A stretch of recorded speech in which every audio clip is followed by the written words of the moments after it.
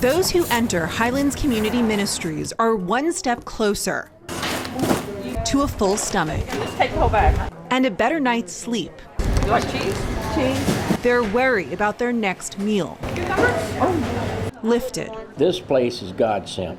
72-year-old Jimmy Gibson doesn't like thinking about where he and his wife Rosemary would be without this food pantry. We'd probably be on the street by now. It's really saved us. Especially because just last year, he suffered a stroke. It cost him his eyesight. I have so much trouble adjusting to this. He lost his income as a restaurant worker. I couldn't do my job right anymore. Gibson had to say goodbye to his favorite hobby, driving motorcycles and antique cars. But among his biggest challenges, affording groceries. Has it been harder to get food because of COVID? Oh, yes. The pandemic has only made it even more challenging for him to get around safely. From their home just about 10 blocks from here, Gibson and his wife come by once a week for fruit, bread, and other essentials. I rely on this place for just about everything we need. Among the items flying off the shelves fastest, meat. A big meat delivery comes at the beginning of every month. But listen to this, within about 2 weeks, there's not much left.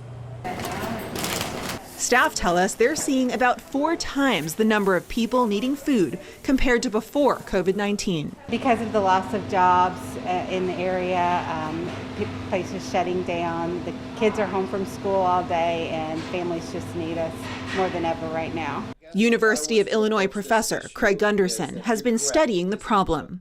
Around the country, he projects the number of people who are food insecure in 2020 could increase to 50 million, up from 35 million last year.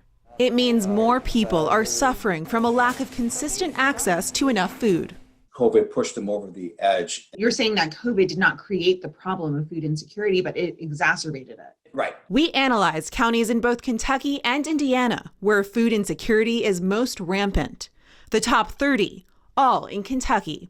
The vast majority in the rural Appalachian eastern part of the state, a region historically vulnerable to poverty. In some of the most impacted areas like Magoffin and Harlan counties, about 1 in 2 children are food insecure.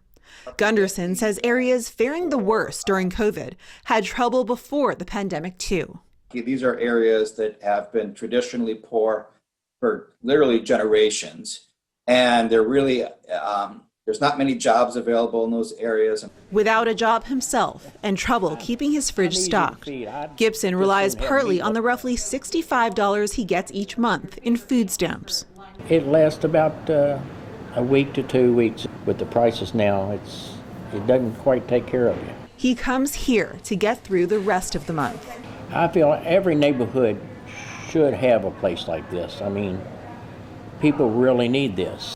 A place that doesn't just provide nourishment, he says, but a sense of security, knowing he and his wife aren't alone. For Focus, I'm Paula Vassan.